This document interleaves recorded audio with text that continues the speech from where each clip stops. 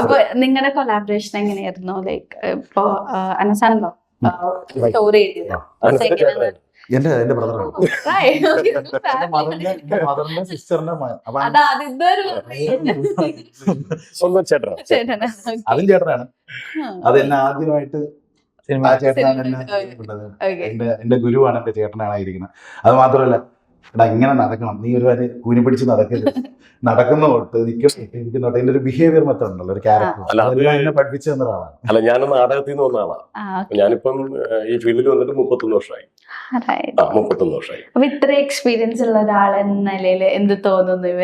അതാണ് ഞാൻ തുടക്കത്തിൽ പറഞ്ഞത്. ഈ സബ്ജക്ട് കേട്ടപ്പോ പോലും എനിക്ക് വല്ലാണ്ട്, ശരിക്കും പറഞ്ഞു കഴിഞ്ഞാൽ എന്താ പറയാ, ഒരു വ്യത്യസ്തത നമ്മൾ ആഗ്രഹിക്കും.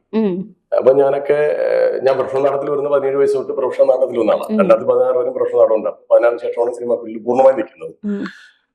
അപ്പോ അന്ന് മുതൽ, ആ പ്രായം മുതൽ ഈ സമയം വരെ നമ്മൾ കഥകളുടെ ഉള്ളിലാണ് ജീവിക്കുന്നത്, കഥകൾക്കകത്താണ് ജീവിക്കുന്നത്.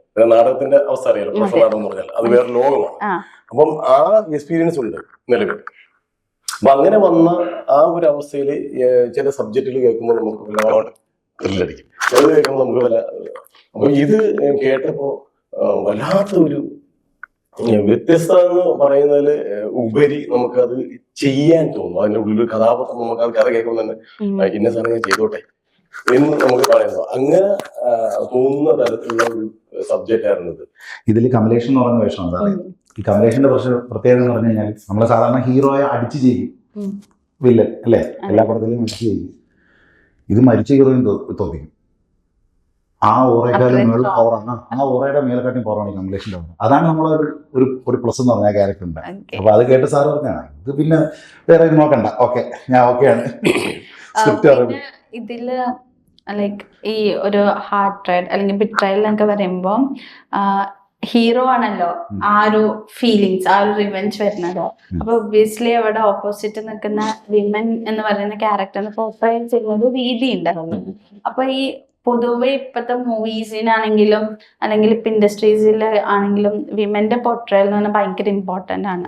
അത് പ്രോപ്പറായിട്ട് ചെയ്തില്ലെങ്കിൽ അതിന്റെ കുറെ കോൺട്രവേഴ്സി ഒക്കെ വരും. അപ്പൊ നമ്മുടെ ഈ മൂവിയിൽ എങ്ങനെ അത് ഹാൻഡിൽ ചെയ്തേക്കുന്നത്? ഞങ്ങൾക്കൊരു ചലഞ്ചായിരുന്നു കേട്ടോ. ഞങ്ങൾക്ക് ചലഞ്ചായിരുന്നു വെച്ച് കഴിഞ്ഞാൽ, എനിക്ക് തോന്നുന്നത് പോലെ ഇറങ്ങി ഏറ്റവും കൂടുതൽ വുമൻസ് കാർഡുള്ള ഫിലിം കരിമ്പടമായിരിക്കും. കാര്യം ഇതിനകത്ത് ഈ സബ്ജക്ട് പറയുകയാണെങ്കിൽ നമുക്ക് വുമൻസിനോടുള്ള റിവെഞ്ച് എടുത്തേ പറ്റും. അപ്പൊ ഒരു ബിട്രയൽ കാണിച്ചേ പറ്റും. അതൊരു ഭീകര ചലഞ്ചായിരുന്നു. അപ്പൊ ഞങ്ങൾ ഏറ്റവും ഭയന്ന് ചെയ്ത് സ്ത്രീ വിരുദ്ധതയാവും, ഫിലിം ഒരു സ്ത്രീ വിരുദ്ധതയാവും എന്നുള്ളതൊക്കെയാണ്. പക്ഷേ ആ ഒരു ടെൻഷൻ ഉണ്ടായിരുന്നു. സെൻസർ ടൈമിലും ആ ഒരു ടെൻഷൻ ഉണ്ടായിരുന്നു. നമുക്കിപ്പോൾ ഈ ലേബർ റൂമിൽ വൈഫ് കിടക്കുമ്പോൾ, പ്രസവിക്കാൻ കിടക്കുമ്പോൾ ഭർത്താവ് നടക്കുന്നത്, അതേപോലെ ഒരാളവിടെ ഇങ്ങനെ തടിയൊക്കെ അടിച്ച് വെള്ളമൊക്കെ അടിച്ച് നടക്കുന്നുണ്ട്. അപ്പോൾ ഭാഗ്യത്തിന് ആ ഒരു സംഭവത്തിലേക്ക് അവിടെ നിന്നൊരു തടസ്സം ഉണ്ടാക്കി. ഇനി ഓഡിയൻസ് തീരുമാനിക്കണം ഇത് സംഭവം ഞങ്ങൾ സ്റ്റോറി ബോർഡ് പെർഫെക്റ്റ് ആണ്, മേക്കിംഗ് പെർഫെക്റ്റ് ആണോ എന്നുള്ളത്. നമ്മള് ഡിഐയിലൊക്കെ ഒരു പുതിയൊരു ടോണും കാര്യങ്ങളൊക്കെ മാറ്റിയിട്ടുണ്ട്. ആൾക്കാരെങ്ങനെ എടുക്കുന്ന ഇപ്പൊ ഈ സ്ത്രീത്വത്തെ കുറിച്ചല്ല ചോദിച്ചത്. ഞാൻ ചോദിക്കുന്നത്, എന്തിനാണ് അങ്ങനെ ഒരു ഡിവൈഡേഷൻ വരുന്നത്? എന്തിനാണ്? അല്ല, എന്തിനാണ് ശരിക്കും ഞാൻ ചോദിക്കുന്നത്? ടോട്ടലി ഇപ്പം പലരോടും, ഞാൻ സംഘടനാപരമായിട്ട് പ്രവർത്തനമൊക്കെ ഉള്ള ഒരാളാണ്. അപ്പൊ ഞാൻ ചോദിക്കുന്നത് എന്തിനാണ്? അപ്പം സ്ത്രീകൾക്ക് സമത്വം വേണമെന്ന് പറയുമ്പോൾ ആരിൽ നിന്നാണ് സമത്വം വേണ്ടത്? ആരാണ് സമത്വം കൊടുക്കേണ്ടത്? ഇവിടെ ഏതെങ്കിലും ആണ് ഒരു പെണ്ണിനെ സമത്വമില്ലായ്മ എന്ന് പറഞ്ഞ് പിന്തള്ളി മാറ്റുന്നത്? എവിടെയെങ്കിലും ഉണ്ടോ? ഒരു പെണ്ണിന് ശത്രുവായി നിൽക്കുന്ന പെണ്ണ് തന്നെയാണ് അല്ലേ എവിടെയും. അതുപോലെ തന്നെ നമ്മുടെ കാസ്റ്റിംഗിൽ തന്നെ തീർത്ത, ശരിക്കും പറഞ്ഞാൽ തീർത്ത ഇൻഡിവിജ്വലി നിൽക്കുന്ന ഒരാളാണ്.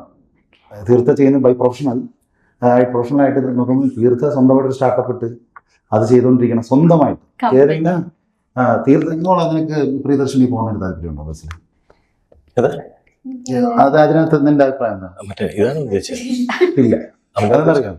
ഇപ്പം നമ്മുടെ വികലാംഗ വണ്ടി, അതേപോലെ ഒരു വൈകല്യമുള്ള ഒരു ക്വാളിറ്റി എന്ന് പറഞ്ഞ വെഹിക്കിൾ തന്നെ ആയിരിക്കണം. പിന്നെ അതുപോലെ ഈ പറഞ്ഞ നമ്മൾ ചൂസ് ചെയ്ത ആളും സബ്ജക്റ്റ് എടുത്താണ്. അപ്പം ഇതിനെ നെഗറ്റീവ് അടിക്കാൻ പറയുന്നവർക്ക് നെഗറ്റീവ് എന്തെങ്കിലും കണ്ടെത്താൻ പറ്റും. അപ്പോഴും ഇതിനൊരു സ്ത്രീ കഥാപാത്രം, ആ സ്ത്രീ കഥാപാത്രം കേട്ടിട്ട് തന്നെയാണ് ആ കഥാപാത്രം സ്ത്രീ സെലക്ട് ചെയ്തിരിക്കുന്നത്. അപ്പം അതുകൊണ്ടൊരു പ്രശ്നം ഉണ്ടാവുമെന്ന് എനിക്ക് തോന്നുന്നില്ല.